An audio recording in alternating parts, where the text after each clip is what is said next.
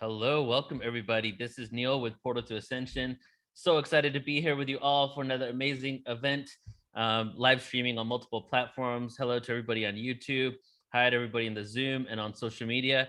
Before we get started today, I always love to start the events with a little bit interaction and engagement. So if you're compelled to, go ahead and let us know in the chat room, no matter what chat you're in, where you're from, on or off planet, or just say hi and make yourself known. Let's just start creating the engagement and the excitement of what we're going to experience today.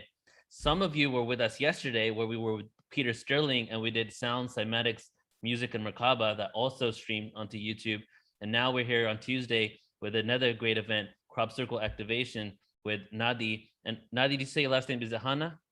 Yeah. With Nadi Hana that I'm going to introduce in just a moment here. And some of you also know that we were doing live every single Tuesday until about a month ago, and that stopped. So I want to let you know that it's going to start coming back again. Whereas on our YouTube, we have a premiere every single day of part of the 10,000 hours of footage that we're releasing right now.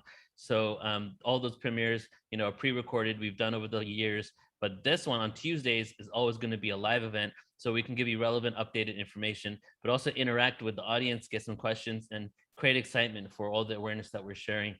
So before we get into today's presentation, I do want to share with you, and I'll share this at the end of the event today too, is the upcoming Ascension Conference, which is the 5th annual Portal to Ascension Conference. I've been on this for like 6 hours a day for like 2 weeks, getting this all together, getting the speakers ready. And this is going to be a 4-day event taking place October 1st to the 4th of 2021. So what's the date today? So we're like 1 month and 2 days away from this experience. And again, it's the 5th annual. As of this year, we started doing it twice a year. So we have a spring conference, we have a fall conference.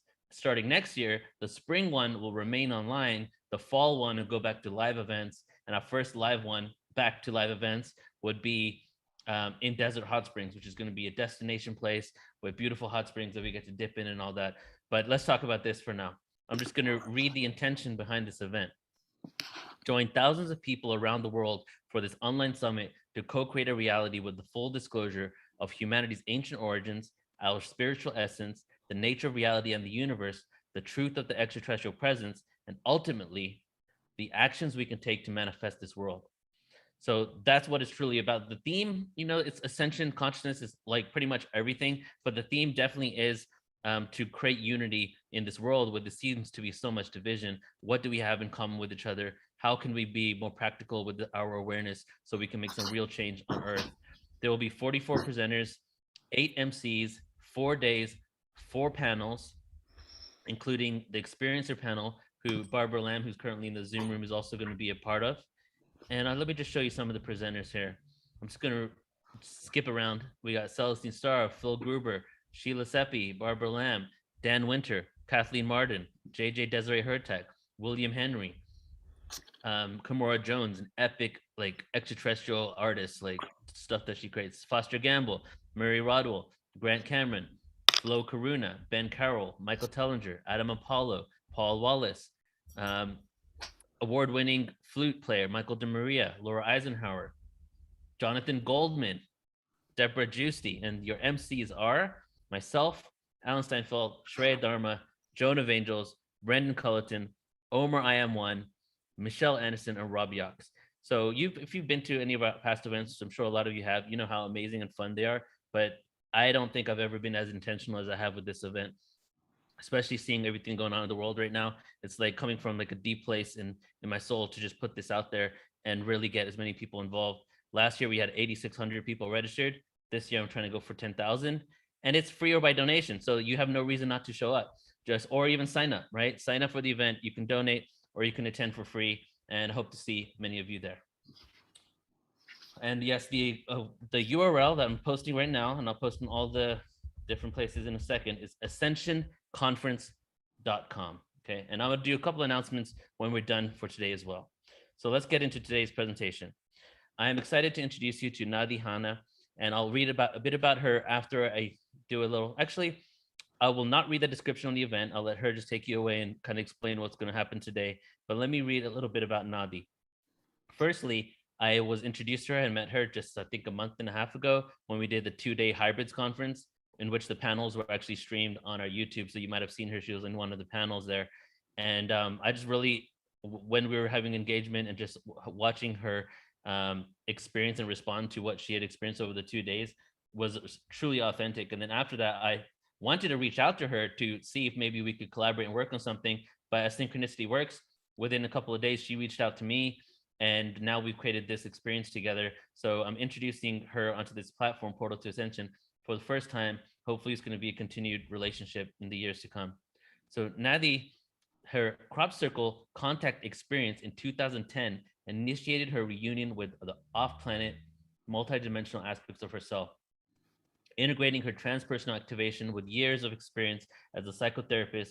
She supports people in reframing and de-stigmatizing their non-consensus reality and ET experiences. Working with benevolent intergalactic races, she serves as a transition specialist for humanity's evolutionary process. She shares esoteric teachings of multiple subjects for the expansion of human consciousness and provides light code activations in her presentations and classes. Working with benevolent intergalactic races, Nadi serves as a transition specialist for humanity's evolutionary process. She shares esoteric teachings of multiple subjects for the expansion of human consciousness and provides light code activations in her presentations and classes. So please, everybody, assist me in welcoming Nadi to Portal to Ascension. Hey, Nadi, thank you so much for being here. Wow, Neil, thank you so much for having me. And I am so excited for everybody who's out there. It's really fun to see everyone coming in on the chat. And I know I rounded up a bunch of my favorite crop circle enthusiasts to be here today. And I always want to give my deepest gratitude for everybody who's willing to be behind the screen for another hour and a half for, crop circles and activations.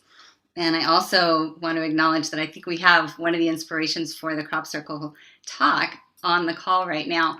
We have Barbara Lamb, and her work and Judith Moore are really a big influence for this, for all my work, for all of my fascination with the circles. That's beautiful. Yeah. Thank you so much. My pleasure. So you want to go ahead and take it away? And if you want, how do you want to do questions? Do you want to wait until the end, or if I get some questions, ask you during? How should we do it? Yeah, I'm hoping that I've left some time at the end. I think it'd be better so I can stick with the flow. I agree. Yep. Okay, it's all yours. Awesome.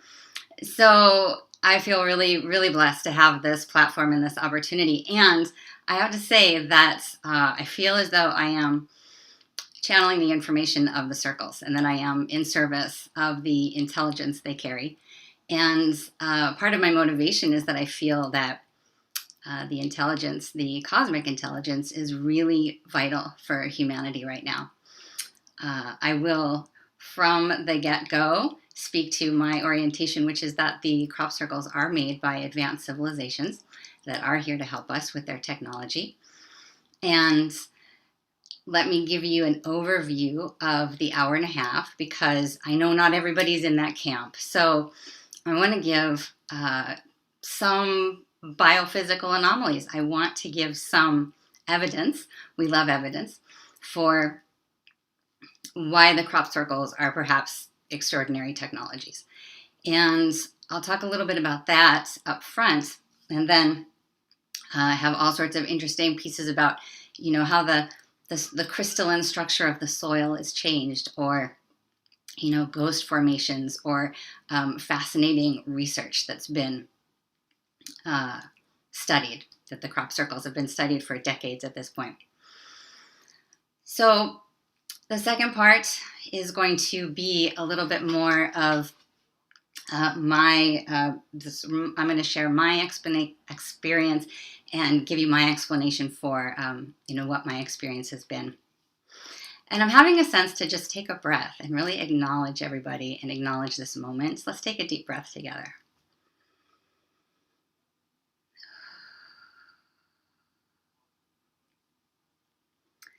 Really actually connect with some deep breaths to your higher self, to the larger forces in this reality that have brought us here and that are sharing some of the information today.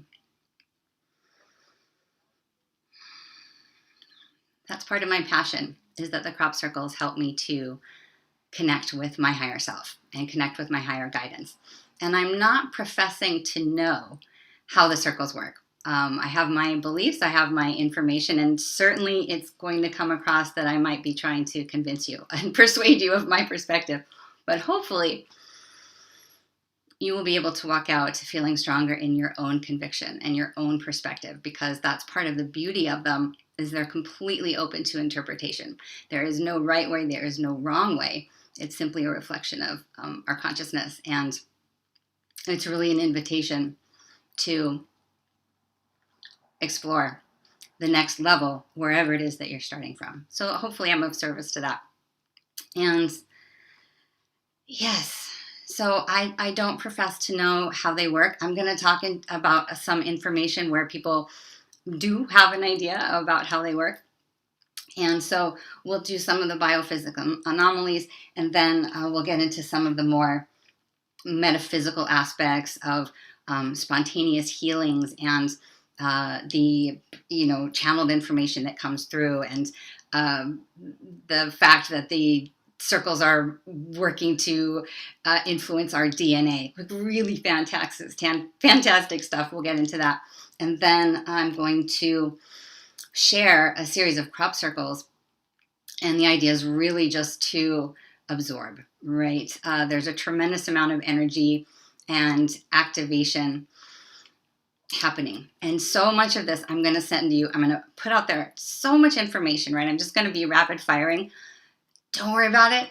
You don't have to remember any of it. The whole goal of the presentation is for you to just sit and see the crop circles, experience them in a nonlinear way. And they're already working with us, right? They're already here.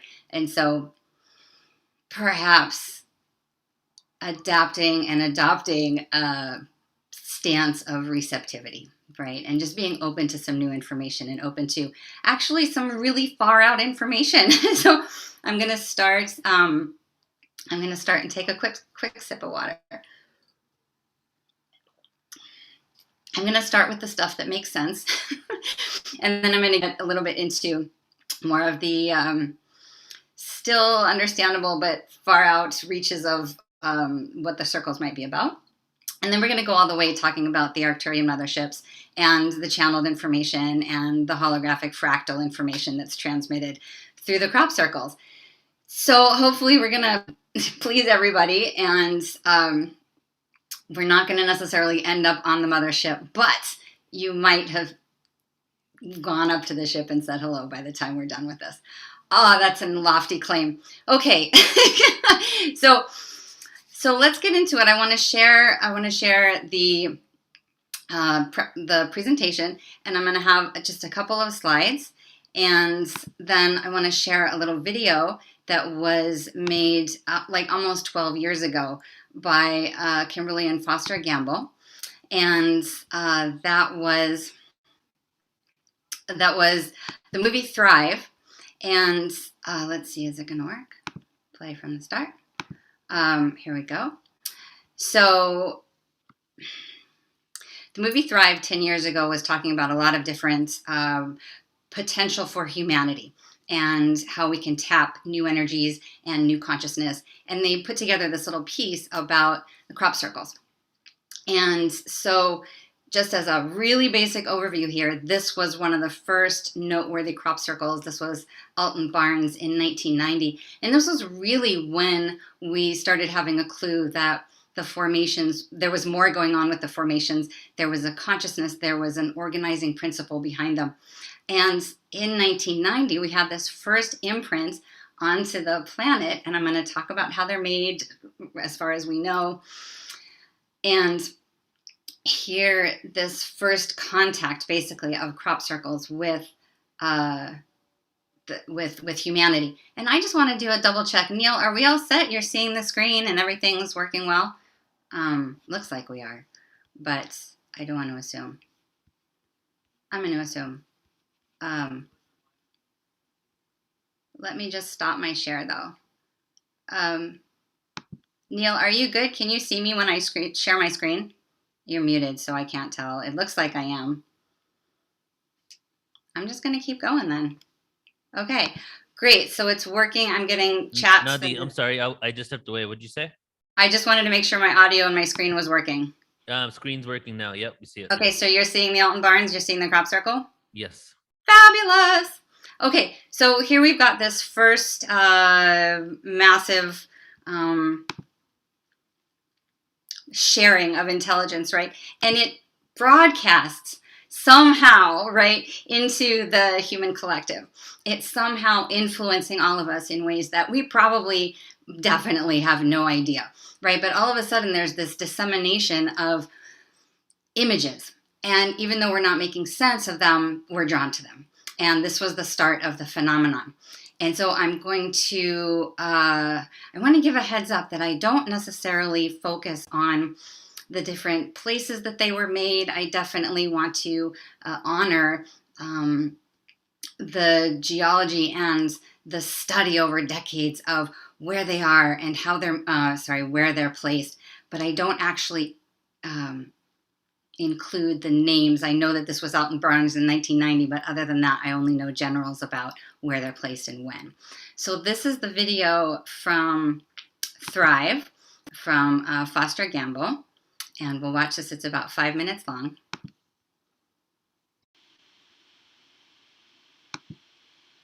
Okay, great. So let me leave that pretty image up because I really like that one better than what I'm going in. So a couple of things that I was inspired by Foster to say. It's 4:30, so I'm just not going to have nearly enough time. So I might go a little speedy here, but I will try to breathe through all of it. So part of what I like about that video is that he encourages us to go from the 2D interpretation to the 3D interpretation. And then beyond that, to a multi-D interpretation of these formations. These are alive. They are incredible beings, right? And I learned so much by putting this presentation together, and it was my own activation. And I'm going to share the new piece of information that I discovered. But just they provide an ongoing activations. It's like, the technology, the advanced technology transcends time and space. And so I have had a whole new activation in putting this together, and I'm hoping that everyone does as well. And so just wanted to add those two pieces. So starting with a few of the biophysical anomalies, right? One of the things that really is a significant indicator of the difference between man-made and advanced civilization, or ET, is the way the crop is laid, right? So you have one really basic demonstration here of how when the stalks, when they're alive, they're curved, and then when they are tramped down, they look curved as well on the ground.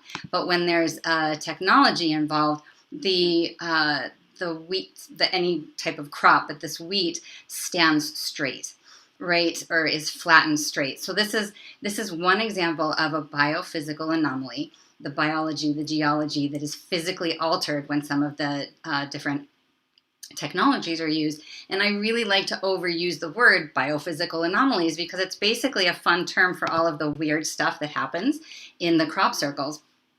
And the lay of the crop is really a fantastic biophysical anomaly that is, really indicates some of the sophistication that's involved in making the formations.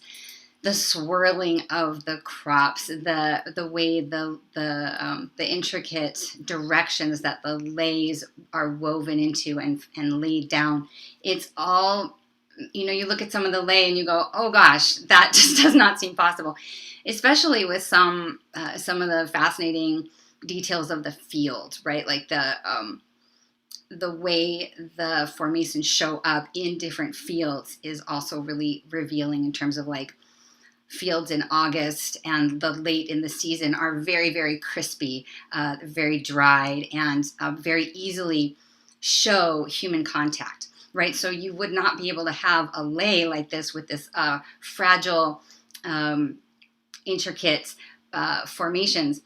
A human imprint would not, it wouldn't work. There's just simply evidence that says, oh, this has to be a different technology than man-made. I'm going to say that a couple of times because I do want to impress the difference, right, and the potential of other technologies. This is an example of a crop made completely of ley, and there's all sorts of information of this formation that we'll get into a little bit later. But this is, we have image after image, and I only have 4 or 5, but there are just hundreds of examples of the intricacies of the ley as the indicator of greater technologies that know how to work with the crop, our planet, the energies, and consciousness. So I can see, as I describe all of the biophysical anomalies, I can see my bias. Like, I'm really going to try to leave room for, and honor the interpretation of them being man-made, but I can tell that I'm really trying to convince everybody. And I want to just acknowledge that any interpretation is absolutely legitimate and unique, and I want to honor everybody's experience, because so do the crop circles. So these are just a couple of images of circles that are made entirely of the ley. Nice deep breath. I get very excited when I talk about the circles. My sense is that as the circles throughout the years evolved in their complexity, and human efforts to hoax or make the crop circles by hand, as human efforts started up, the crop circles got more and more complex with the ley and the different subtle patternings of how the crop was woven, because that's actually the really hard part to recreate from a man-made perspective, which is why I'm focusing on the ley for a minute. And just as a note, I don't go into the motivations behind crop circles being man-made or hoaxed, or basically the disinformation campaign. I don't go into that motivation. I stay with the higher vibrational frequencies of the crop circles, because that's what I believe they're here for. However, it does need to be noted that there are some fairly nefarious forces that are involved and engaged in suppressing the information, because it's extremely powerful information. The technology contained in these formations can literally lead to the liberation of humanity in terms of free energy devices, or the activation of our DNA and the expansion of our consciousness. Like, it's really big stuff. And so there has been a very sincere effort to keep it known from the public, which is why we don't actually see a lot of this on mainstream news. Jesus, can you imagine? Throw a crop circle in right now into the the Delta virus. What would that be like? God, I don't mean to be glib, but we could really use the information in the crop circles. It's really important that we actually be applying it right now to balance the intense onslaught of fear and scarcity-based programming. I am getting ahead of myself. There's just so much. It's hard to stay linear. But point being, the information in the crop circles is very potent, which is why I get so excited about sharing it. And this is one really lovely slide that, indicative of the fact that the circles are so delicately held and delicately created that, with any kind of man-made intervention, you wouldn't get the preservation of a nest full of eggs. So, albeit with the technology, we don't know the state of what the eggs are in. However, the point is made. So the next indicator, the next biophysical anomaly, is the phenomenon of ghost formations, where the patterns are literally stay in the field for years and influence the yield of the crop for several years. And it speaks to the fact that the crystalline structure of the soil is altered when genuine crop circles are made. This is part of how you can actually tell the difference between man-made and advanced technologies. And there's many, many reasons why that would explain the ghost formations, but the crystalline structure of the soil being changed is the most significant one. And I want to give a shout to, I want to get it right, the BLT research team, which was Burke, Levengood, and Talbert. These were the folks that really pioneered over the past decades and gave us the information about the soil, the impact of the soil structure and the electromagnetics of the fields, and the different empirical evidence that we have to offer to support advanced technologies being involved in the crop circles. This one is outrageous. Look at the geometry. It just endures, right? I resurfaced the remnant field, right? And I just was lost in the preservation of the geometry, right? So here is the star tetrahedron. This is also the Merkaba, which is the shape of our light body. This is incredible geometry encoded into the crop circles, and I'm going to get into what it means that the geometry is encoded in the crop circles a little bit down in the talk. Just a couple more, right? So we see the ongoing imprint, right, of this technology.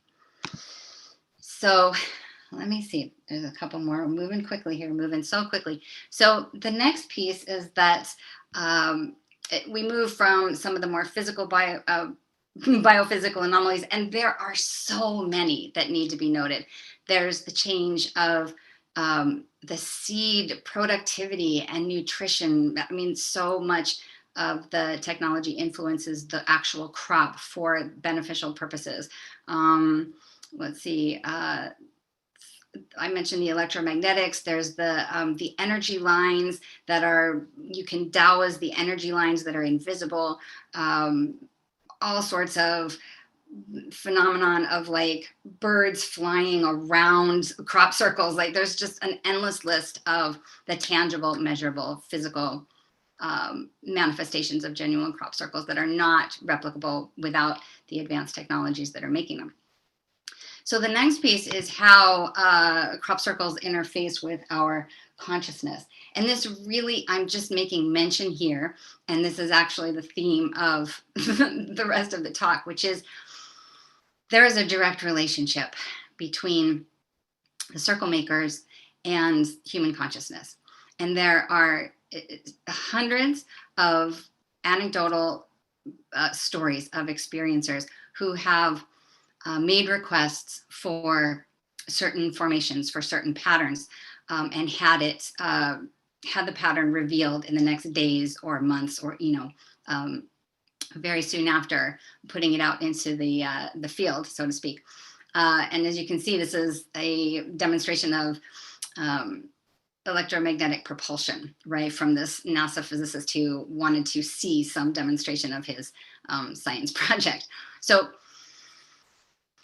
we don't necessarily have ways of measuring the interface of the consciousness, but that is a huge, tangible phenomenon that happens not only when you're on the fields or in the fields, but also because the circles transcend time and space, you can have direct relationship and consciousness influence with the circles at any time, right? Synchronicities. I've had so many experiences where I'm working directly with the crop circles, and then some sort of astonishing synchronicity comes as a direct result of working with the circles. And I only know that through my own experience, and I'll try to explain a little bit about that in a minute. The other thing we know is that there are very consistent communications around astrological events, right? So this circle appearing 2 days before the total solar eclipse of 2017 changed my life. I'm not sure if that was a big event collectively, right? And so there's this communication again and again of collective experience, global experience, cosmic experience of how we're all related, and the you know, the suggestion, right, that we are related, that we are connected to a galactic community, that there's so much more going on. And that's part of the suppression, unfortunately, is that, you know, the powers that be, quote unquote, don't want us to know that there is more going on. It's an effort at, you know, sort of controlling our extraordinary capacities, and part of those capacities are our connection to our star nations and to our advanced civilizations, who are, for the most part, benevolent, who are wanting to help us. So that's the only example of a celestial intervention, but there are so many. And the next piece is just another reminder of the piece that Foster went over, that they are directly responding. It can be an immediate response or 27 years later, right, where there's, you know, this direct interface that, of course, is not acknowledged by larger agencies, the government agencies. And that's just about all I'll say. I've said enough about the powers that are trying to suppress the information. But this is a clear indicator to me that there's advanced communication. I'm going to say that probably 40 times. The other thing that's really important is the placement of the crop circles, right? The circles happen all around the world, but the vast majority of them do happen in southern England. And they happen, they interface, some of the information is that they interface with the ley lines and the energy of the earth and the specific geology. And we know southern England to be so historically rich with activating energies of all the sacred sites, and the potent geology of the sandstone, of the chalk, and how it interfaces with the earth. There is so much information to share with you in an hour and a half. It is so ridiculous. So all of that is just to say that where the circles are placed is so important. And there's also this like attention getting element, right? Where this circle appears midday right across from Stonehenge, right? Like obvious and in plain sight. This is an incredible formation that it's called the Julia set, but it's a fractal hyperbolic design. Really much more to say on that one. And so beginning to explore the different images and how they work so powerfully with our unique psyche, I want to talk a little bit about how, you know, my journey with the crop circles has influenced the fact that I'm doing this here today, and influenced my own evolution. I have to take deep breaths. I get so excited, and the energy just starts like really pouring through me. So this is one of the most amazing formations to my way of thinking, and part of this piece inspires me on so many levels. And it will be a total reveal of how far in the crop circle rabbit hole I am. So this formation is fascinating because it did happen in 3 different waves, right? So that's another interesting piece of information, is that they don't all just come in one moment. They come in sometimes, there's quite a few that have come in 3 different stages, right? So the first image was the first satellite. I call this the satellite, but it's Mill Hill at Alton Barnes in Wiltshire. For me, it will always be the satellite. And then the second piece was this add-on here. And then the third piece was what I call the code, right? And if that doesn't look like communication, I don't know what does. And so I was a little bit obsessed with this one. It's quite a large formation. And let's see, here's the code uniquely. And it's not, you know, it's not that great. I don't have any great wide angle pictures of it. So my time spent with this crop circle was somewhat challenging. Although this is a good one.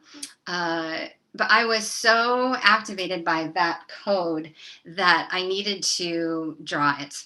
And part of my process is really about kind of a full immersion into the crop circles, where they are working with our entire psychic system, our entire sensory awareness, helping us to really expand into our multidimensional aspects. But we're really cut off, so we don't even really know what's happening with an activation. We're not even aware that our systems are being turned on. We're not aware at the level of our DNA that that we're coming alive. But all we know is that we're just obsessed and compelled, and very much like Richard Dreyfuss in Close Encounters of the Third Kind, right? Where he just can't get enough of recreating the tower.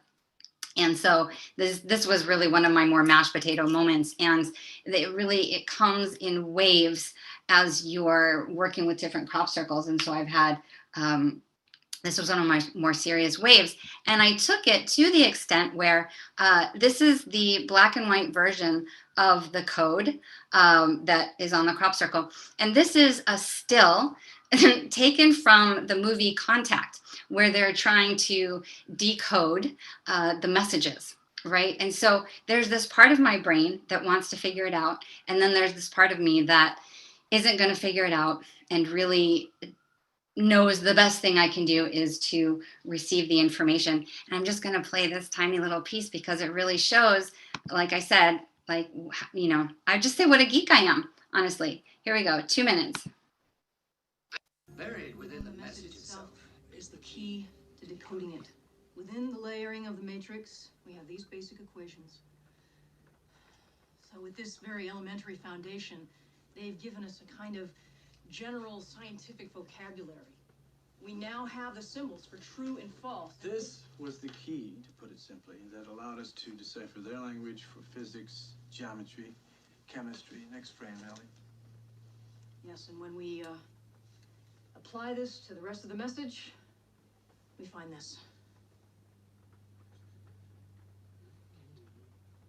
Those look like engineering schematics, almost like blueprints. Yes, it is our belief that the message contains instructions for building something, some kind of machine. A machine? That does what, Doctor? Well, we don't know. It might be some type of advanced communication device, or it could be a teaching machine of some kind, or it might turn out to be some kind of a transport. Transport? There's no proof of that. The fact... No, there's no proof of any of it.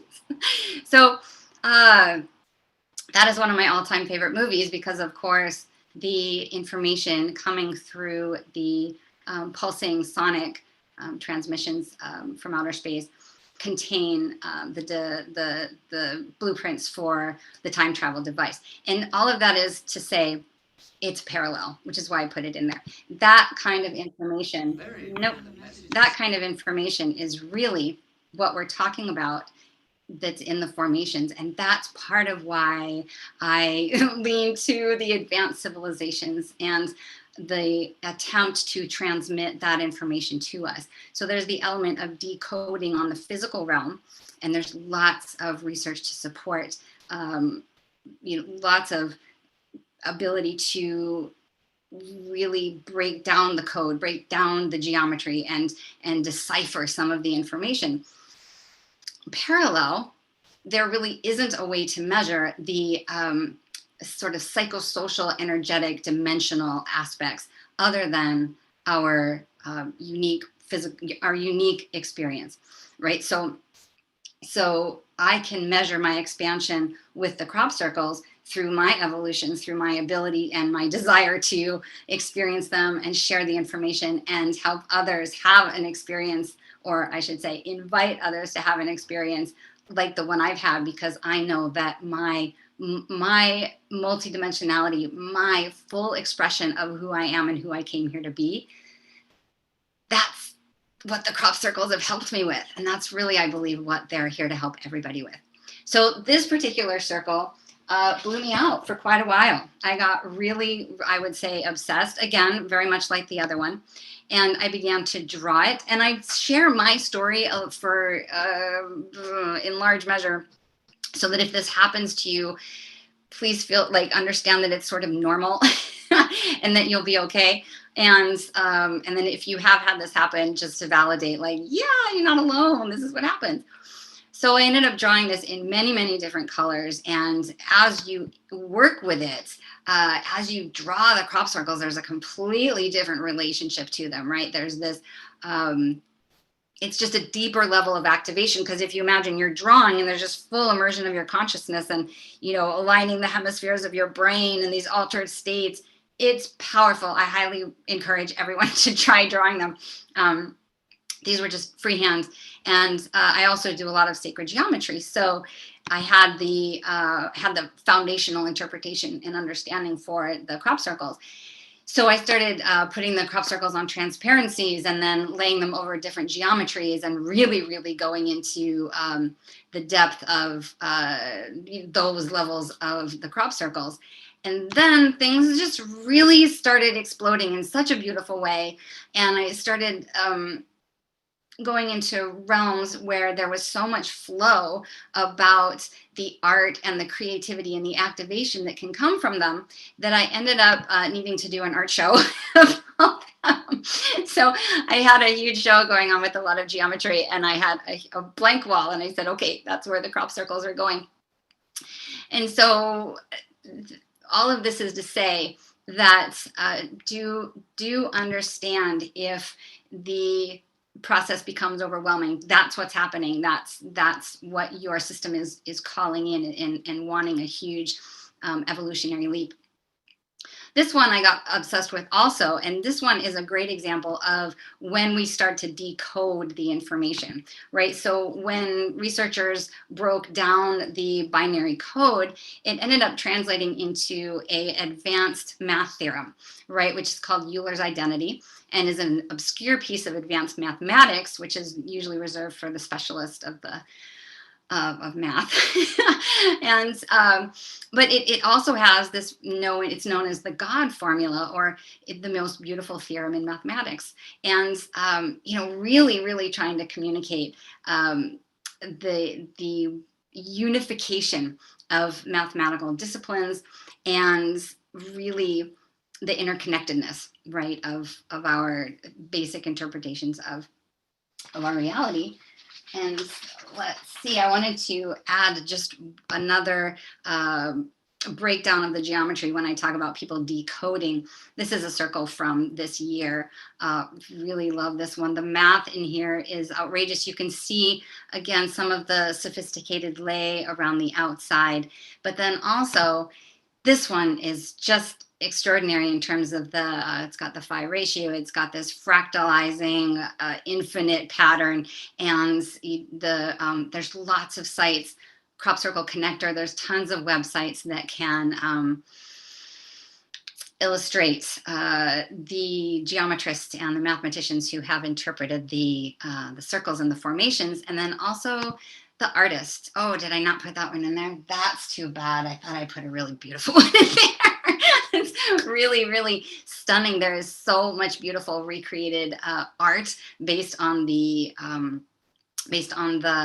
circles, and I want to say temporary temples. And Karen Alexander is a really wonderful artist who takes the formations and adds her own interpretation.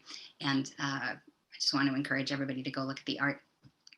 So this is a circle from this year, and I want to move into the latter part of the presentation, so to speak, which is the more esoteric elements of the crop circles, right? So we've looked at some of the biophysical anomalies. We've looked at some of the more easy to measure empirical evidence of the circles.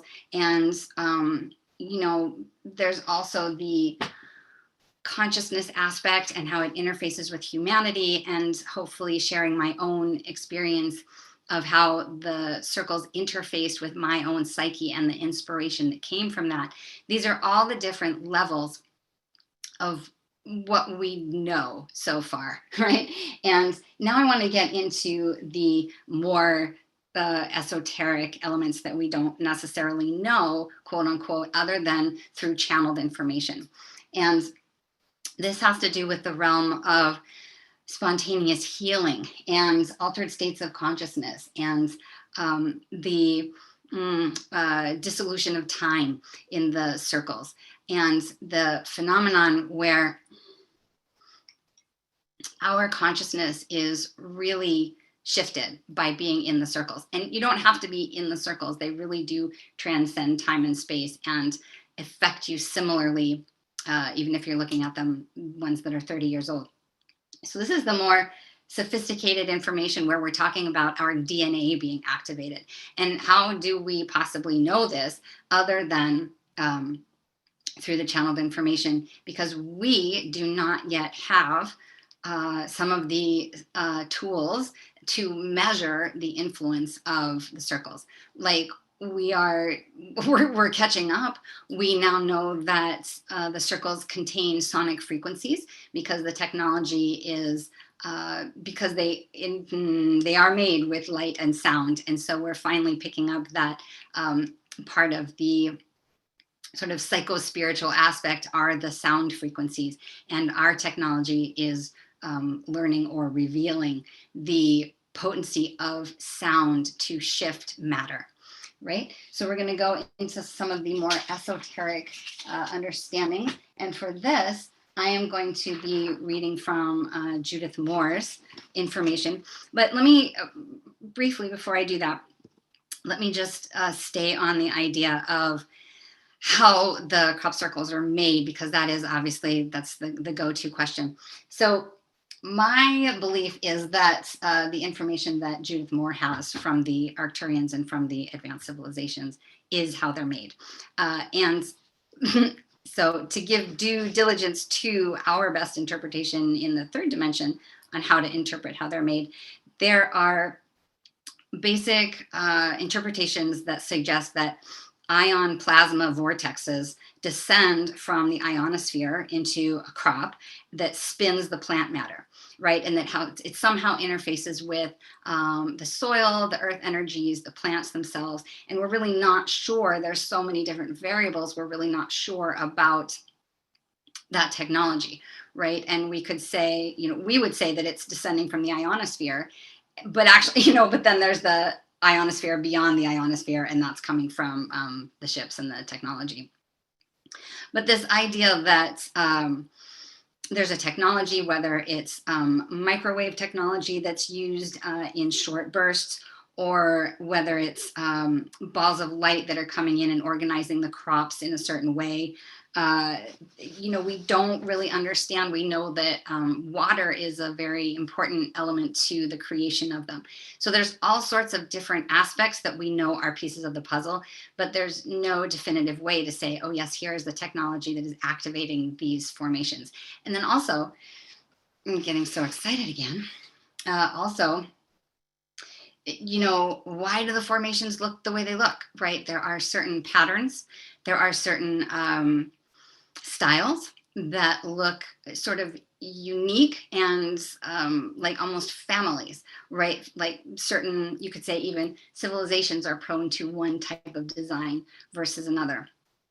And let me see what the next slide is that I have here. Oh yes, so this one, we're back to this one. And I think what I want to do is skip to the next one. So bear with me, we might come back to that one, we might not. There are so many to get to.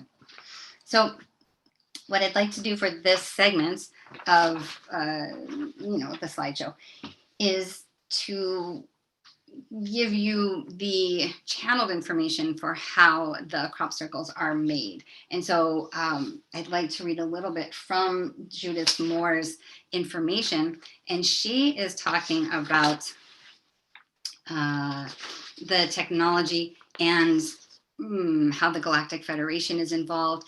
And so what I'd like you to do is, as I'm reading some of the information, I'm going to just have circles up on the screen. And the invitation is to perhaps take in some of the information, but also to really just let yourself receive and notice if you're having any kind of experience. Notice if you are fascinated by one, or also repulsed by one. There can be really strong reactions. There can also be nothing. So maybe just bringing observation to how the circle is sitting with you, or anything that's happening. And, it might be happening right now. It also might happen in the future or in the dream time. These are definitely influencing us in ways that we are not quite registering. So let me make sure. I feel like I'm forgetting something, but I'm going to leap in, and then I'm sure if I am forgetting something, it will come through. So one thing that Judith talks about in her information is the idea of star glyphs. And I'm going to get to that, because to me, that's the most fascinating aspect of all of this, is the way the technology is using, what's the word, hieroglyphs to, hieroglyphs, geometry, the universal language, telepathy, to imprint our psyches, right? And this is why I consider them advanced. So, where did that thing go? So, how they are made. So Judith goes on to say, the frequency patterns are carefully engineered on Arcturian motherships under the careful scrutiny of the Galactic Federation. And the team of researchers and physicists are chosen from a pool of scientists dedicated to the principles of cosmic peace and the interdimensional evolution of unity consciousness, right? So just like we, there's races out there, and they have their physicists and their engineers and their mathematicians. And so this is the Galactic Federation of beings that are in our wellness and our evolution, so that we can really reach unity consciousness, so that we can really survive ourselves.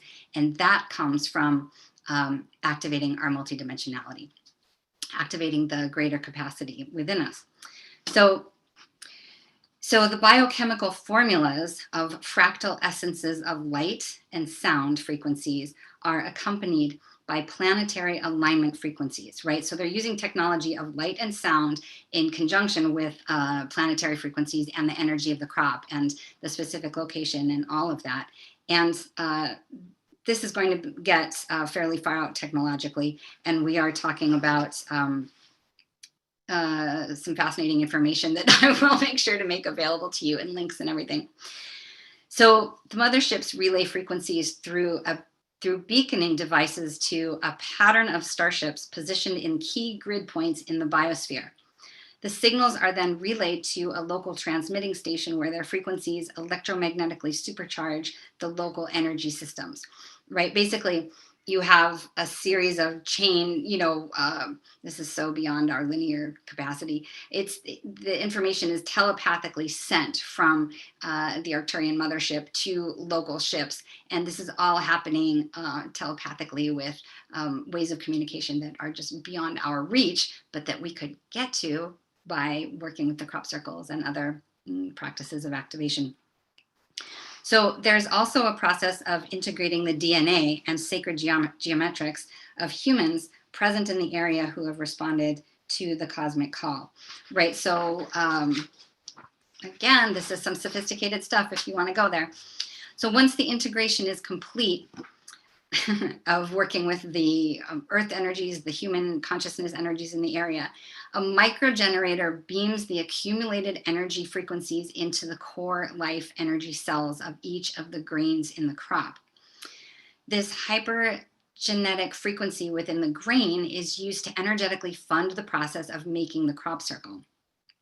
Energetic waves, much like microwaves, utilizing creative energy patterning, are then beamed into the sandstone layers of rock, causing surging of water under the location of the proposed crop circle, right? And I need to keep moving on crops. So the water is then heated with the energy beams, creating a mist of vapor that softens the stem of the plant, and this makes it more pliable, allowing it to bend and form to create the pattern. So the numbers and layers of the grain, the direction for the lay, all of the stems, the quality of the atmosphere, and the type of crop are all factors. This is an extraordinary formation. This was one of the early ones, and I don't know that I can get right into that. There's so much information about all of them. So, right,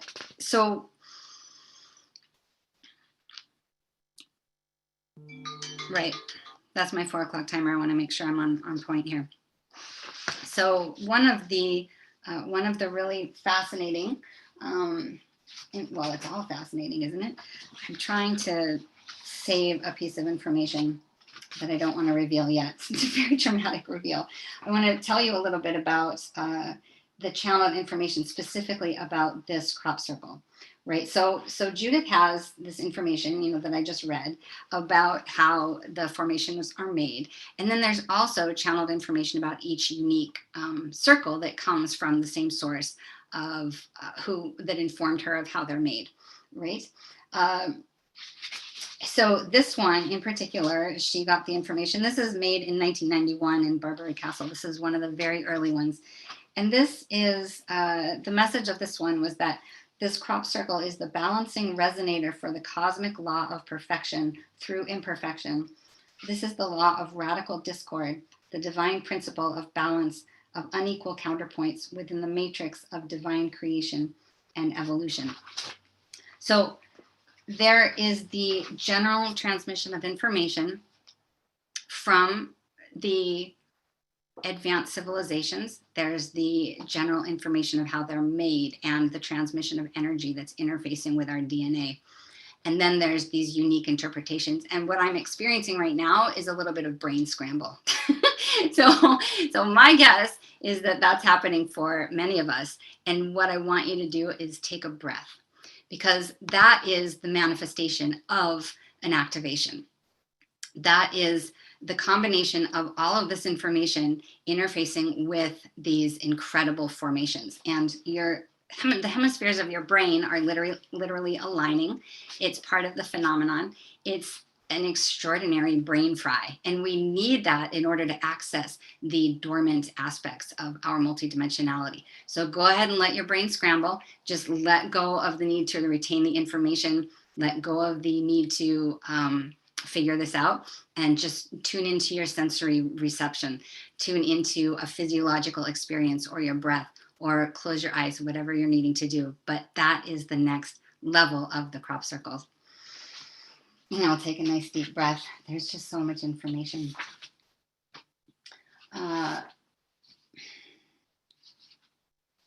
So I just have a few more circles that I want to go into, and that's an understatement. But what I'd like to do now is to tell you a little more about the oversight of the project, because I really, we went from sharing the sort of mundane biophysical anomalies to the more esoteric interpretations and metaphysical interpretations of energy and consciousness, and then moving into sort of the level of interpretation that you don't usually hear. And this is the part that really floats my boat, is the oversight of the advanced civilizations and their participation in our well-being and their participation in the planet's well-being. These are species that are here that are very, very intent through contact, through telepathic communication to assist us. Or, at this point, help us survive ourselves. Because as we know, there is so much fear being broadcast that it's very important that we be balancing those frequencies with the positive activations. And so the crop circles offer that. And they also offer me a lot of hope. They remind me of the circle makers. They remind me of our advanced civilizations that are here, that are benevolent, that want the best for us. And they are, so to speak, us in the future, coming here to give us the precise activations, the precise geometries, the precise designs that can help us into that next level of unity consciousness, right? So the oversight of the project And, just continue to take nice deep breaths. I'm going to close up pretty soon here. And like I said, if you're fried in your brain, good job. You're doing it right. So, oversight of the project. So, and this is, again, channeled information from Judith Moore in the book by Judith and Barbara Lamb, which is Crop Circles Revealed, the Language of the Light Symbols. So the light symbols are very, very powerful. They are individual glyphs. They are individual activations. And the star glyphs are the universal language of light of the great records of Ra. And the records of Ra are the universal records preserved within the light frequencies of the great central sun. So we're tapping into huge levels of consciousness. And let me see, because what is our brain going to take in at this moment? Not much. I feel very saturated with all of this, right? Let's see. So basically, as a summary, there are schematics and blueprints and designs of each crop circle in the mothership, the Arcturian mothership, in crystalline chambers of light that project a holographic image, which is a fractal formula of the light and sound frequencies of each circle. Right? So the technologies making these are encoded with holographic fractal technology that has the ability to permeate our consciousness and to work with our psyches in unique and sophisticated ways so that they're able to work collectively and they're able to work individually, and that each circle creates or contains its own glyphs that are actually programmed in conjunction with your consciousness. And the best we can do basically is to act as a radio transceiver, right? And this encoded information is downloaded into our brains, which are magnificent tools that are little used until we've recently figured out to work with our consciousness. And so the circles contain large amounts of information. And all of this sophisticated intelligence is part of why I say that they are gifts from our future selves, from our planetary and galactic alliance, from those who are here to help us remember that we all contain the necessary aspects for our own liberation and activation. There is just so much I could share with everybody. I feel like I hit a point. I feel like I am being informed of the saturation point. We could go on. There's 30 years of crop circles, but I think I'm going to end the transmission. Let me just show a couple more because we have just a few more minutes, and then we'll get into questions and curiosities. And I want to show you. This one is my own personal.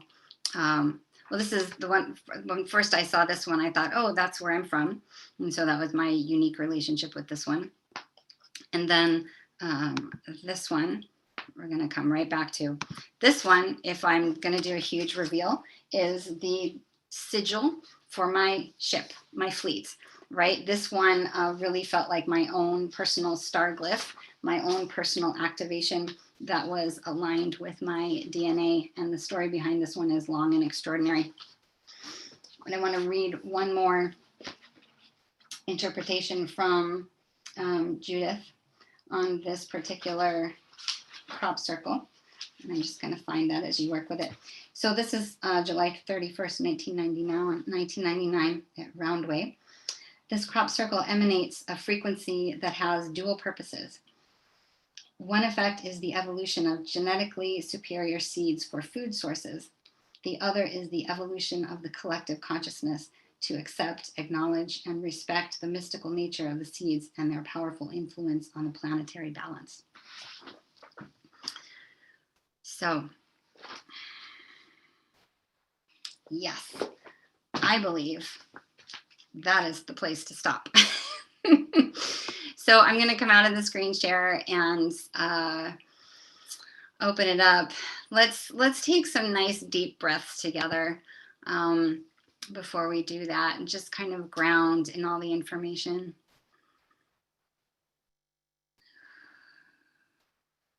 See if you can let your system absorb,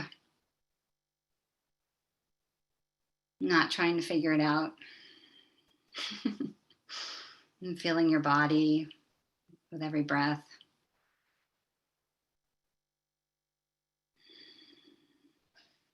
Having an awareness of your entire sensory system, your entire being, as best as we can connect to all of those multidimensional aspects of ourselves.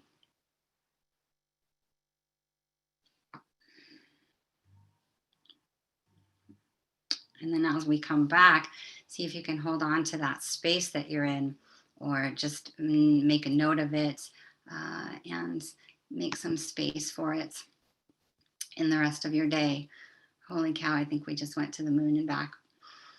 So Neil, I'm thinking that you're there. I'm hoping that all of this has actually happened. And yes, I'm here. Yeah, let me start by checking in with you. How are you doing? Observations or thoughts? I'm doing good. I loved everything, and not overwhelmed. Just it just fueled my soul, really. Gave me passion, inspiration, and then you sharing your passion for it is just like, it makes me excited as well. So I'm excited from it. Okay, awesome. I'm glad you're not totally overwhelmed. I always try to balance this understanding that some folks are brand new to it. Some folks are pros, right? That's talking about the mothership is not impactful too much. Although I should take into consideration that it mostly is your audience and also new realities. And so, most have the ability to swing with the sort of extraterrestrial interpretation. Yeah. And, because I've done quite a few crop circle presentations with people over the years, and a lot of them do stay with just the anomalies, talking about what's going on there. They definitely, they want to pose the question that you make to yourself, like, wait a second, these can't just be man-made, something's going on, but really stick by proving it linearly. So I love that you took it to the next level. What do these have to represent in order to activate us? Because it's like the whole crop circle thing, just the fact that it's even been disproven, the people that have said that they created it, right? Even some of them have admitted that they didn't do it and all that. But if you have a conversation with a friend or family member, and I've had these, and I mention, crop circles, almost immediately they'll go, well, that was just proven. Even though those people would discredit it later, people just remember that. So I love the fact that you're still spreading the awareness about it, because there's so much to be learned from it that I think a lot of humanity overlooked because of the disinformation campaign that came along with it. Yeah, it was a successful campaign. And this is the piece of information that I learned that I'm going to share that just blew me out. So successful disinformation campaign for sure. Now here's the thing. So when Foster is talking at the beginning about like the really crude ones that are clearly man-made, that's totally inaccurate. The ones that are, some of the ones that are man-made are really sophisticated. And I would look at, the books from all of these sort of pros and people who had been on the ground and people who had firsthand experience. And I would look at some of them and I go, that is clearly man-made. The genetics, the geometries are off. It seems really obvious and I feel really differently. And here's what came through in some of Judith's information is that, consider this, even those who are on the ground as humans making the crop circles, the suggestion is that their consciousness is also influenced and in relationship with the ships and with the advanced civilizations, and they are of service. Their DNA imprint, their energetics of working with the earth at that point is still higher consciousness. And that made everything okay. I didn't go into the whole mind control fear. It was more like, oh, this is a collaboration of their higher self. and now I get it. Now I can understand and interpret that, the disinformation campaign. It makes sense. It makes sense, especially because like if I had the art skills right now to draw an epic mandala and then put it up here, it would literally affect your consciousness. Yeah. So if people are doing this on a mass level where it's getting like put on websites and all over the place and hundreds of thousands of people are watching it, it's definitely having I would say a harmonious effect on our consciousness because they're harmonic geometric shapes, Yeah. Mhm. Yeah. So we have some questions here. Go ahead and make your comment, and if we want, we can get into these questions too. I did want to mention, and I didn't put this in the beginning. I sort of made reference to it a minute ago. Is that not all encounters and experiences with crop circles are happy and fuzzy and warm, right? A lot of people walk into them. They have experiences of being sick or headaches for weeks and all of these things, and I do like to note that part. And my interpretation of that is still that that's part of the blockage being removed from our system in order to get to the healing and alignment. So it's all in the mix. Just want to make sure I try to acknowledge that. Yeah, it's beautifully said, because you really don't know what's happening to you on an energetic level, right? Those things are powerful. It could be like stargates for our inner ascension, just by stepping into them. Exactly. I meant to put one in the show. There was one just recently made, and I looked at it. It was just 2 circles, and I burst into tears, and I couldn't stop sobbing. And I'm afraid to look at it again because it was so powerful. But they can really elicit strong homecoming responses, I think. Yeah, and we've had a lot of comments in the room about how emotional it was for individuals that are actually joining us right now. So a lot of people are picking up on that energy and that passion. Wow, awesome. All right, let's get into this. So I think the clip that you showed earlier was from the Thrive movie, right? But someone's asking me where they can find that clip. Yeah, if you just go to thrive.com, thrive.org, I think. Is it thrive.com? You can watch the movie for free. They have Thrive 2 out as well. Really great access to a lot of foundational information about the different tools that are provided to humanity for activating our consciousness. Mm-hmm. Yeah. And just quick plug about the Ascension Conference. Foster Gamble will actually be there October 1st to the 4th. So we're going to get to interview him, ask him about his process and all that. And I just posted the links in the chats once more. That looks outrageous. That conference is like epic. There are no words to describe how extraordinary that is, Neil. Last year I did 77 speakers, and this year I did 44. It was not hard to manage 77 people, but it was just after the 4 days, I felt like a zombie because all of my dopamine and endorphins had been like drained. It was just so overwhelming on like just my physical being, just sitting here running it. So 44, I think, is a good number. Yeah, and I totally relate. I mean, it's part of the balance of the crop circles is wanting to jam in like so much, but also just realizing like, oh, it's just about the absorption, and we could look at one or a few for the hour and a half. Exactly. Yeah. All right. So Deirdre is asking, what tones or sounds do the crop circles make, and how can we hear them? Are there any recorded tones? Oh, that is such a great question. I would love to find that out. I know there must be. In fact, I would guarantee it. And I don't know where to tell you. I know that Freddie Silva is really the pioneer of sonic frequencies in the sounds. So he's done an incredible amount of work and presentations recently. I would start by searching him. So. Yeah. And we just did 3-hour presentations with Freddie over the last 6 months that are available for free on portaltoascension.org too. But Freddie's epic. I love him. Yeah. Such great information. All right. So Richard's saying, how often are these happening and how frequently? I'm not sure when he asked that. So do you know what he's talking about? No, that's a great piece of information, is that the circles, the ones in Europe, England, although everywhere, it's during the crop season, right? So usually you start to see them early May until as late as the end of August. But it coincides with the fields. However, crop circles happen everywhere. They happen in fields of trees. They happen in the ice and snow. They happen in different substrate, right? Substances. There's one, and I didn't have time to show, a huge Sri Yantra in 1990 that showed up in a hard lake bed of dried mud pack. It was 13 miles, the whole thing put together. It was extraordinary. They happen everywhere. They happen all the time, but they concentratedly happen in the summer months when the fields are happening. Mm-hmm. Okay, we have a comment / question here. Could all the experts in the crop circle field put out a request into the field to ETs to manifest something for us? We can help. Has it been done before? Communicate a specific request and time over a long period of time. So Yes, I guess yes, that's and just yes. setting our intention, right? Yeah. So many of them are about intention. The best example I can give, and I would say yes, absolutely, and please, and let's, totally on board and would testify that it's real and that that's possible. I know a story of a Mayan, a cultural, a group representing the Mayan culture and heritage requested a specific crop circle that manifest in the Aztec headdress, right? That's a pretty famous one.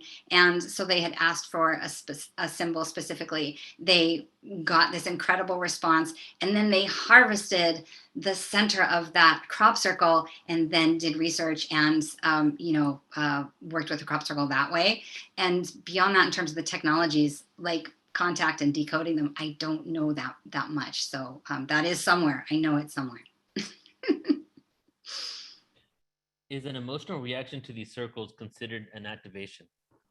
Yes, that is a great question. Absolutely. That's the one that we know that we have most access to.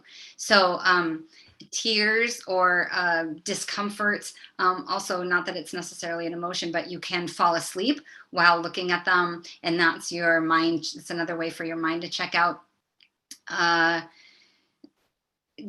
Like bliss, absolute bliss states are very possible and very common. So yes, these emotional responses are the way that we can gauge that our systems are being activated, but they're just the tip of the iceberg. So that's a sign that things are happening. And I also want to put in the plug, like if you're new to the crop circles and this is your first exposure, or even if you're not, this can be a seriously activating amount of information, and you may have a flood of curiosity coming. You might have that obsessive experience where you just want to be around them all the time and make collages and surround yourself with them. So just know that can happen, and it's really normal. It's your body wanting that activation, your system. Mm-hmm. When my wife and I moved into our first house together 3 years ago, I was on a crop circle kick, and I just printed out, just like from a regular like printer, just a bunch of crop circles, and we put them up like paintings on the wall. Yep, I've totally done that. I even put I printed out like, I don't even know, like 5 to 10 crop circles, and I just laid them underneath my bed to activate me while I'm sleeping. Absolutely. Under the water bottles, under the pillow. And then recently I learned that if you have a particular ailment, if you have some part of your body that's hurting, you can go online, like find a crop circle that you resonate with, print it, and then like put that near your body and consciously connect and ask for the technologies of that civilization to help with your healing. And it happens. So David's asking, how does the timeline of your crop circle fascination match up with your experiences in galactic contact? Do you assign some causation from the former to the latter? Absolutely, I do. And it started with sacred geometry. So I took a leap of faith and I left my life that made sense. I was a psychotherapist and I had a job of over a decade, and I had a house and a partner, and that made sense. And I just really came to a sense of completion and needed the next level of integration. And I took that leap, and within weeks, I found myself at a festival running a booth, sharing a booth with a person selling crop circle pendants. So I had this massive activation and then promptly forgot about it, and then got really invested in sacred geometry. And then the sacred geometry started to align my system. The beautiful, balanced harmonics started to create balance within myself. So I had more direct access to my highest guidance. And then, boom, one crop circle turned it all on. I saw it, and that was it. That was the beginning of one of the crop circle kicks. And the sacred geometry really like there's like a pregnant feeling where you kind of have to go out and share information. I know, Neil, it's like the same thing where you know and you're inspired and pushed to go share the information. So I started teaching about drawing sacred geometry. I still do. And then I had to start sharing about the crop circles. So I started doing these talks. And then, of course, that led to exploring the advanced civilizations that are making them, working with the Arcturians and talking about them, and then into the hybrid programs. Like, it's just this evolution. So yes, be ready for that expansion. I totally trace all of it to an intervention. Please explain the mothership. What? What do we have? 5 minutes left? Is that what we're doing? We got as long as you want. We can go over. Oh, do we? Okay. Oh God. You have to leave. Okay. Well, I got lots more information to share. Explain the mothership. Explain the Arcturian mothership. That is a really, really big thing that I want to tap into about the information.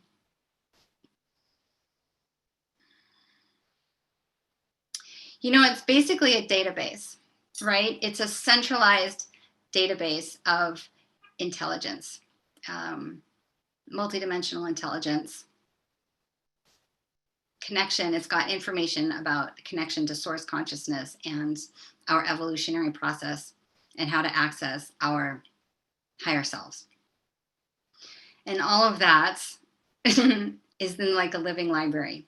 And when you try to understand the sense of the mothership or the Arcturian mothership, it gets a little bit beyond our consciousness. You know, they would say that they are in 7 star systems that are outside of what we call the Big Dipper, right? The mothership is way, way far away, and they transmit telepathically. They transmit holographic information that is sent through time and space into more local, collectives of information, of ships, of stations that are closer, more local, and that can then contain, access the information from the mothership. But it is essentially, if you think about it as a source station, a source of galactic central information, it really does us the most good to think about it as a collective such as the Galactic Federation, a meeting place. And there, I just can't even get to how best to describe it. But in our mind, to understand the mothership is a centralized location of evolutionary intelligence, whether it's the Arcturians or many of the other races, you know, Andromedans, Syrians, Pleiadians, Orions. You have all sorts of civilizations meeting up to share information for the betterment of humanity, for the betterment of our galaxy, our universe, and also to manage some of the more nefarious interventions that are going on in those civilizations as well. There's a real effort to counterbalance some of the more negative and devastating influences that are also in our universe. I can't even begin to say anything beyond that about the mothership. But I'm looking at some of the piece from Judith Moore, and I think I just sort of said what it is in terms of the summary. Yeah, I did. It's a home base for lots of different races, but mostly the Arcturians and their collective consciousness. But they're not physically embodied. It's interesting. It's a whole other weekend. Mm-hmm. Do you want to add a little bit, Neil, about your how you view the mothership? As a specific thing, I mean, I've never really contemplated the Arcturian mothership. Are you talking about like the home, like where the Arcturians are from, or an actual craft? Because what I'm getting at from what you're saying is that it's more than just a physical ship. It's kind of an energetic realm, and it's not really, you can't really explain it in words because it's nothing that we kind of like can put into this box of, you know, what it specifically is. But if we're talking about the fact that Arcturus and the beings that live in Arcturus live in a realm rather than an actual location in space, because if you were to travel there, probably wouldn't see them. But it gets into dimensions where it's pure energy, that even location as we know it, as Arcturus being there, isn't even what we really can fathom. So what I put it up down to is that as intelligent as we are as humanity, we have these limitations in frequency and language that we can't even really fathom what is going on these higher levels until we really get there or open our consciousness to it. Right. And it's that really interesting feedback loop, right? Of then we open our consciousness to it and then we can see it more. Mm-hmm. Right.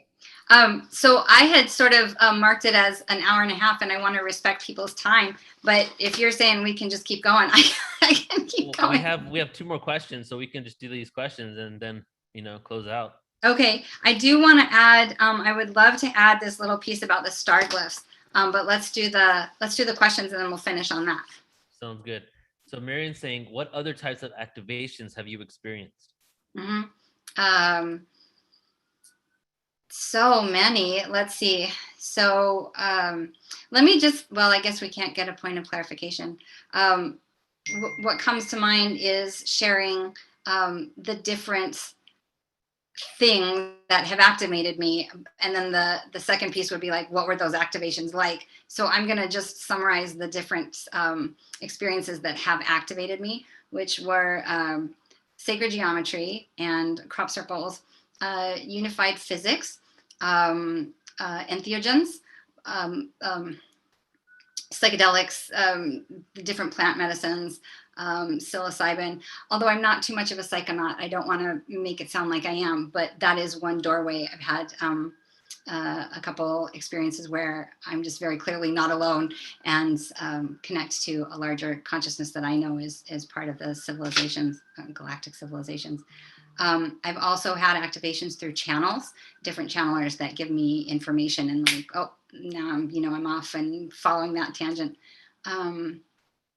And then different crystals, different locations.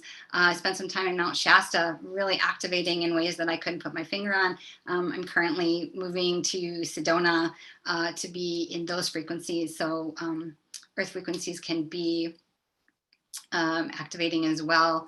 And working with crystals. And there's a lot of different techniques of meditation. And I have to say, working with the Sri Yantra is my biggest tool. I've been working with it for over a decade, and it really is a magical instrument and mandala for accessing your dreams.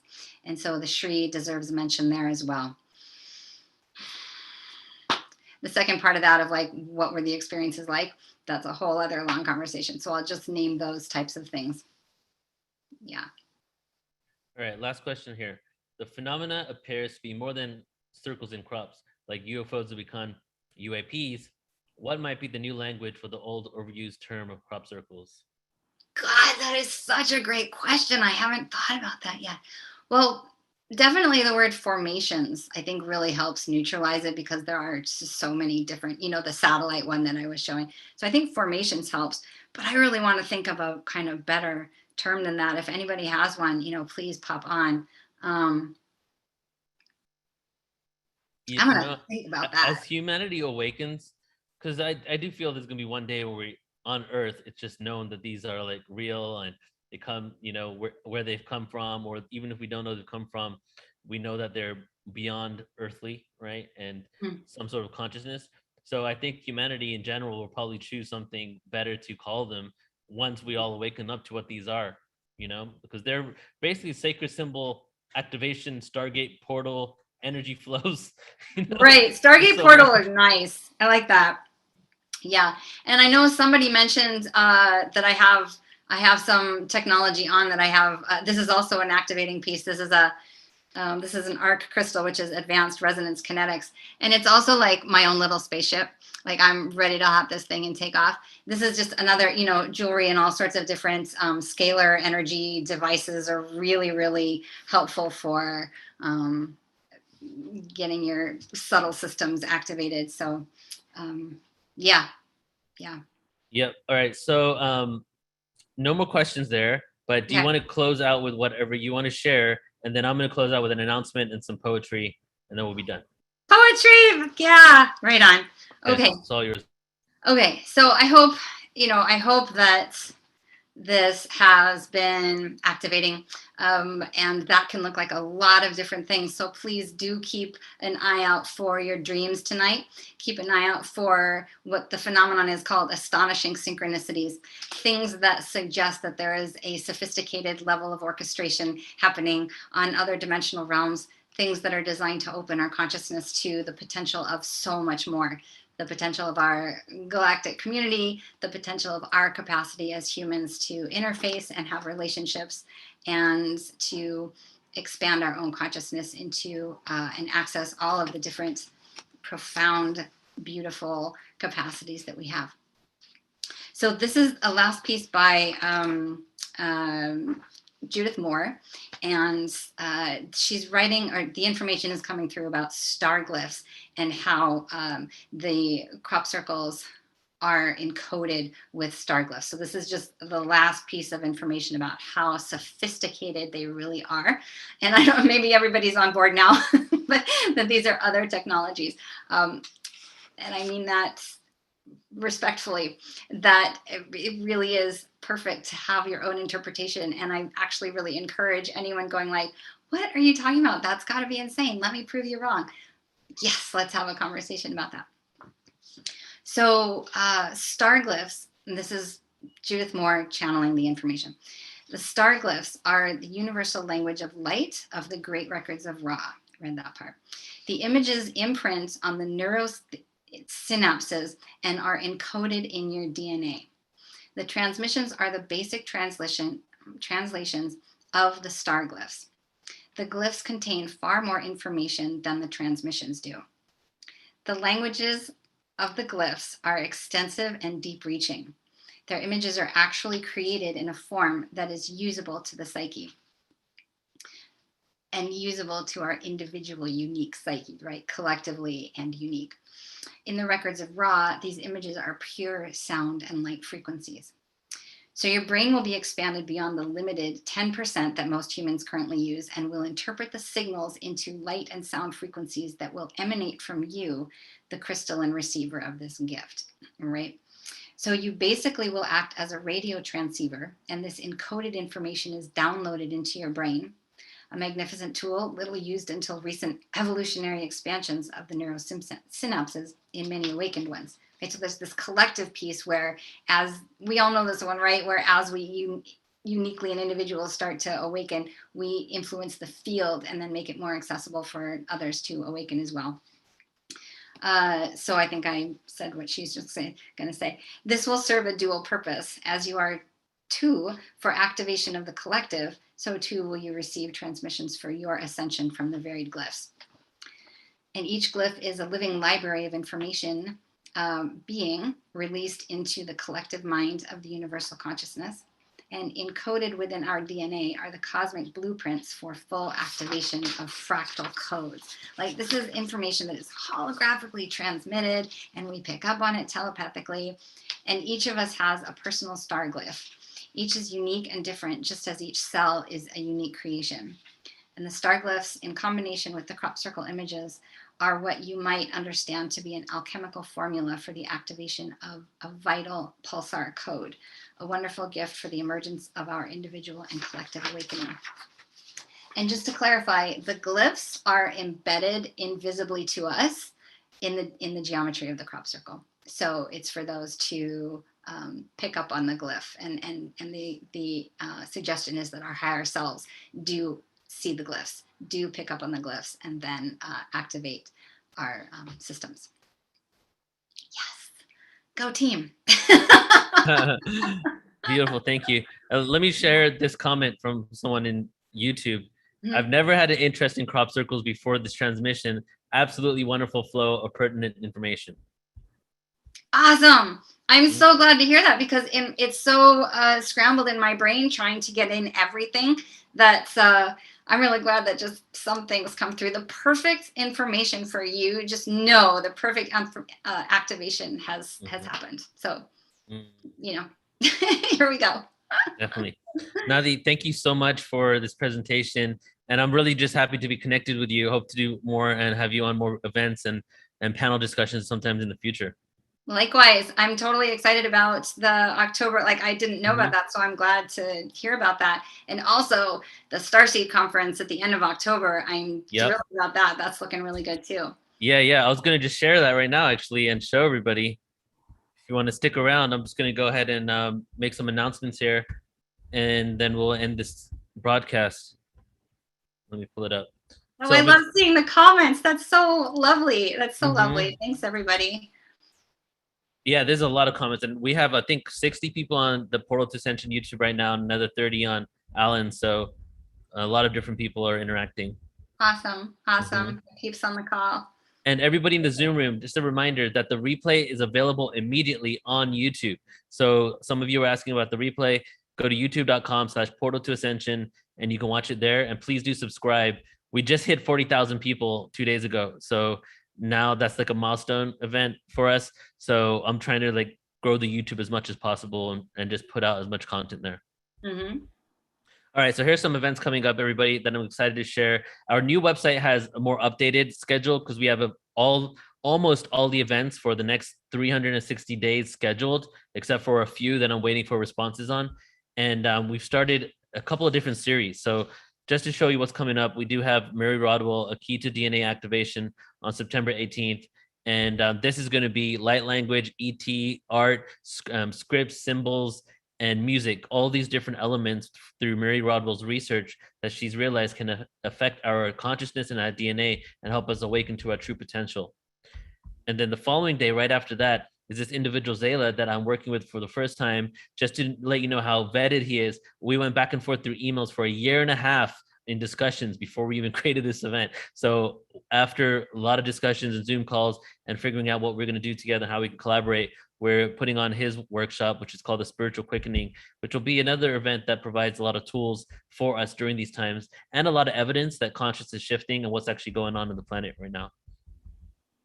And then in October, the first Maya online conference that we've ever done, a whole entire day on the Mayan civilization. And this is actually the beginning of, I did a conference on, what was it called? I forgot the name, doing too many, but a couple of months ago, we did a conference and I was like, wow, what if we just chose a different ancient civilization every month and did a conference on that ancient civilization? So this is the beginning of that series. The Ancient Portal to Ascension presents the Ancient Civilization series. The first one's on the Maya. The next one's going to be on the Sumerians. Then we're going to do Atlantis, the Indus civilization, the Tartarian civilization, Lemuria. So every single month, there's going to be another ancient civilization we're dissecting and going into deeply.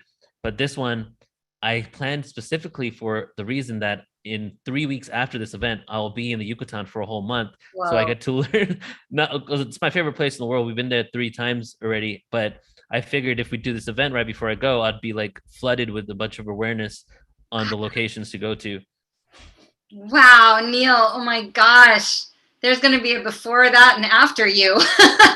Oh my gosh, that's incredible. So it's going to be fun. And I started with the Maya too, because it's just so accessible compared to many other ancient sites around the world. You know, like they've made the whole entire peninsula a tourist destination for the Maya. You know, you don't get that in certain countries, especially countries that don't really have freedom, you know, like, so choosing this civilization, we get to really look at one of the key components I want to look at is that I was always taught that the Mayans vanished, they disappeared. Right. Well, there's millions of Mayans still existing in the Yucatan, and they didn't vanish. And when you tell them that, they have like, what? Like, people don't think that we're still around. So part of it is to show what happened. And there was only one city that really got evacuated entirely, and people don't know where they were. But that became a rumor into the entire civilization vanishing. So we're going to look into that as well. Yeah. Well, and the whole like idea of vanishing. No. Right here, different dimension right next to us. We just don't know how to grok that, which is part of us accessing our multidimensionality, which is to know that there's parallel realities that we could just jump right into. And when we're in Tulum or we're in, you know, the Aztec energies, that we could really just access that. I hope you like come back because Mhm. you might like just Well, activate yourself right out. Well, that's funny because, well, you mean when I go there and travel there? Is that Yeah. what we're saying? Yeah, Yeah. because I'm actually going there for a longer period this time to look about potentially moving there in the future in the next couple of years. Yeah. Wow. Because Yeah. it's so beautiful. And I'll just like throw this out there right now since we're having a conversation on this, is we actually paid a local Mayan descendant to create his own sweat lodge, his own temescal away from the hotels, because almost every single temescal, which is a sweat lodge, in the whole of the Yucatan, which is 2 entire states, Quintana Roo and the Yucatan, are pretty much owned by hotels. And the shamans are paid by the hotels to run their sweat lodges, but they get paid close to around $1 to $2 per like 10-person sweat lodge, right? Oh, man. Yeah. So we paid one of our friends who's one of these shamans to build another sweat lodge that was away in his own village so that they can go ahead and start doing the original Mayan traditions at the sweat lodge and not be a watered down hotel. So Oh man, yeah. when I'm there for the month, actually the live weekly show on Tuesday is going to be on YouTube from an ancient site. I'm going to be taking people on tours because they have great internet over there and great data service. So Oh my that's gosh. going to be fun. Neil, wow, you're an activation. Like everything you're doing is such a huge contribution to our advancement and evolution. Thank you so much. Thank you. I love doing it. It's so exciting. Yeah. All right, so let's move on here. Remote viewing 4-week course with Alan Steinfeld. His second course, JJ Desiree Hertak will be guest. He may get a couple other people on there, but 4 weeks, that's going to be starting in October. So if you want to be a part of that course, it's pretty amazing. And everybody that did the course before, a lot of friendships were started from it. Breakaway remote viewing group from the course began, and they've been going weekly since then. So if you guys want to attend that, portaltoascension.org online events, of course, the 2021 conference. And then I'll just close out with this one right here, which is what we were speaking about a moment ago with Nadi, is the Starseed Summit. We did 2 Starseed Summits around 6 years ago. My first Starseed Summit conference was Dolores Kenna's last event. That's the one that she attended. And that was our first webinar. Wow. Yeah, so our first webinar conference was the last one she ever did, and it was called the Starseed Summit. 6 years later, we're resurrecting it, and now it's become a 2-day online summit. It's going to be every single year. And here are some of the speakers. A lot of them are new speakers, so a lot of great information from individuals you may have not connected with before. Oh, yeah. Oh, Marina, awesome. Yeah, and I think Kimura's going to be on like everything all the time now with her art. Oh my God, like she's a great addition to anything, truly. Just like looking at that art and the way she presents and carries herself is just like, it's piercing. Her energy is like on point. Yeah. Really love her. Yeah. All right, so yeah, that's that one's a 2-day event, and as always, you get unlimited replay access. If you're not signed up on portaltoascension.org, you can just simply go to portaltoascension.org, sign up right here where it says receive hundreds of hours of free presentations and info on upcoming event. Sign up there, you'll get an email immediately, and the email will give you a username and password to access 3,000 hours of free presentations, sorted by category, speaker, topic, continue watching area, add to your watch list, all the bells and whistles. So check it out. Hope to, not only interact with you guys and you join the email list, but I definitely hope that many of you can make it to our live conference, especially because we're going to have a mass meditation every single day. And I want as many people as possible to be on that live event so we can really do the Maharishi effect, and affect the consciousness of the planet by just tuning into these energies. When in the day is that going to be? Like, what's the plan for that? So the schedule will be up on ascensionconference.com today, but at 10 a.m. every single day is the mass meditation Pacific. Okay. How do you tune into that? I didn't know about that. So ascensionconference.com, you can sign up there for free. Or if you're on YouTube, we're going to be on Alan's YouTube. We're going to be on our YouTube. We're going to be on Facebook. So all over the place. But if you want to specifically be engaging in the YouTube, because hopefully we get a few thousand people just here interacting with us, and then obviously the other platforms, just go to ascensionconference.com and sign up there. Awesome. Okay. All right, Nadi, do you want to say a few closing words about, where, I don't know if you're open for people to contacting you. Do you have your work anywhere else? What's coming up for you? And then I'll do poetry and that'll be it. Awesome. Yeah, perfect. So you can find me at galacticrosegeometry.com. And that's my website. And I have to say that the last class event list was for July because I've been off doing a host of inner work and moving around to Sedona and back to Portland, and kind of in a receptive of activation mode. And so that's going to be updated. And the next thing I'm working on, I want to say, I know Michael's on the call right now, but I'm collaborating with Michael Ney on a documentary called Beyond Being Human. And it's very much the early stages, but very, very cool projects. And also working a lot with Zenka Caro and the Exo Metaverse, and Mark Sims, who just did the Making Contact conference, working behind the scenes to bring people into a platform of communication and connection, kind of bringing all of the different disparate factions of ET world, all the contact platforms and all of the research platforms, and trying to get everybody united, because we really want to come together, like a lot of what you're doing, Neil. And so, I'm branching a little bit from teaching and events into more collaborations, but I'm also going to get back to teachings once I settle down in Sedona, which will be October. I'm going to put some things up on the schedule. But feel free to reach out. You can email me through the website, and I think there's one other thing that I'm forgetting. Doing that and that and that, and I'll remember. Those are the things that I've got on board right now. So, also, yeah, that's it. Working with Sheila Seppi, who is an amazing human in terms of she's put together the Wish Alliance, which is walk-in indigos, starseeds, and hybrids. And so really looking into the hybrid program, that's a big part of what Michael Ney is going to be doing together. We'll be doing together is interviewing Mary Rodwell and lots of people who have been pioneers of the hybrid program and understanding humanity as a collective genetic endeavor with extraterrestrials. So all sorts of interests and ways to find me and passions. So beautiful. Yeah. Thank you. And just to second the Wish Alliance, that Portal to Ascensions in partnership with the Wish Alliance. So you're going to be seeing a lot more.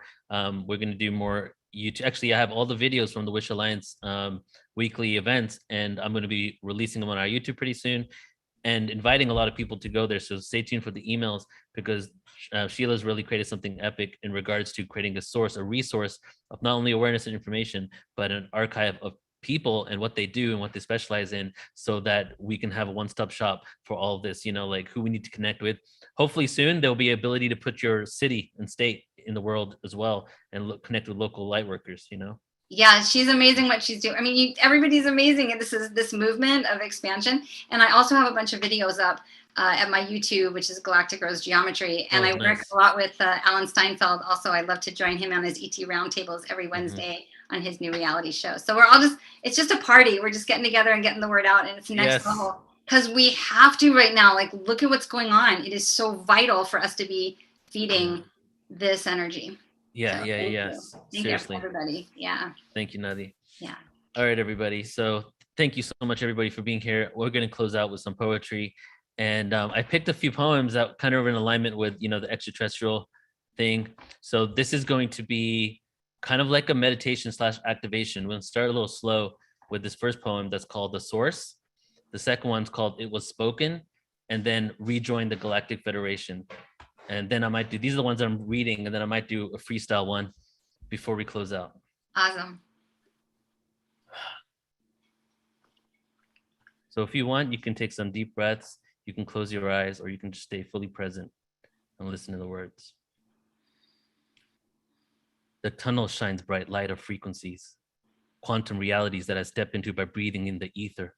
Starbursts from the galactic center disperse newly recycled matter to the ends of the galaxy, where resides all of humanity. Looked at from a distance, this infinity symbolizes consistency, an everlasting mentality, consciousness gravitationally inclined. We see so many stars in front of my eyes, gives a black hole its disguise, pull us closer to the origin, slowly because we just begun this cycle once again. It's time to begin this cycle once again. The tunnel shines bright light of spirituality, descended from the interdimensional energy. Love is the only thing that we see as reality, but egotistically drawn to fight struggles, find a balance and juggle my higher and my lower self, destruction, corruption, through sin, observe the infinite end of a universe within. Love for myself has allowed me to befriend all in existence. We all came from the stars, bloodlines from Mars. We do not have to travel far to find the balance within. so we may lose ourselves and all other creatures and humans, so we may love ourselves and all other creatures and humans.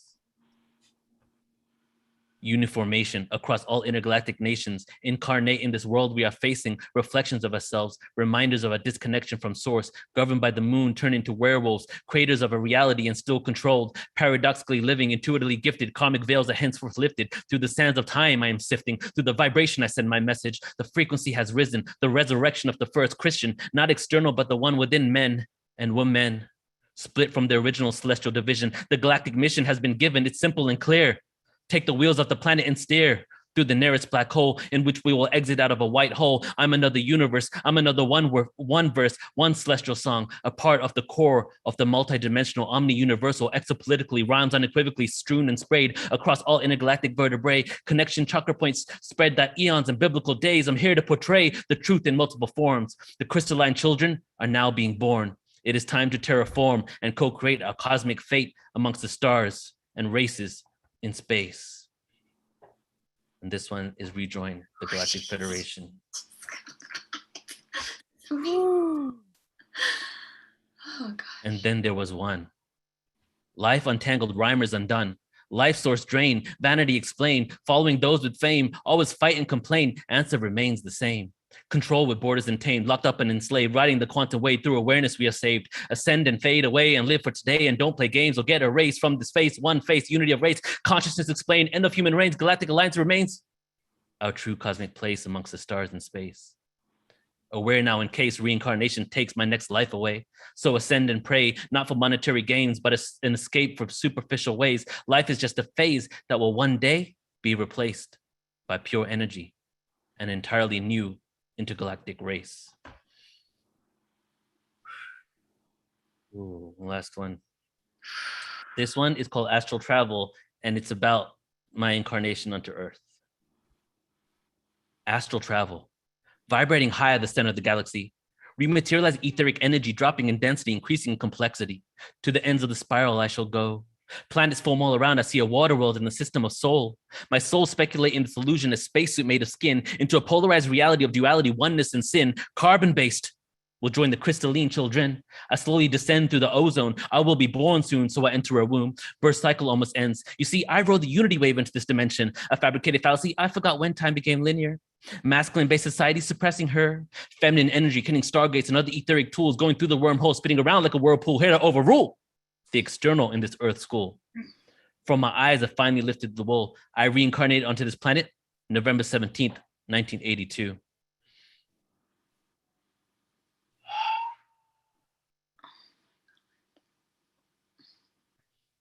Thank you so much, everybody. Thank you, Nadi. Really appreciate you. Be in touch soon. Thank you, Neil. That's extraordinary art transmissions. Thank you, everybody. Thank you. Wow. Love you all. Have a beautiful rest of your day. Stay tuned. We'll be back with another live show next week. And tomorrow, Barbara, if you're still in the room, we have on Portal to Ascension YouTube scheduled Barbara Lamb's last presentation at the Hybrids Conference. So same time tomorrow, youtube.com/Portal to Ascension. You get to watch, we haven't released this yet, a whole hour-long presentation from Barbara on hybrids. So see you guys later. Bye, Nadi. Rock. Bye. Thank Bye, you. everybody. Love you all. Bye.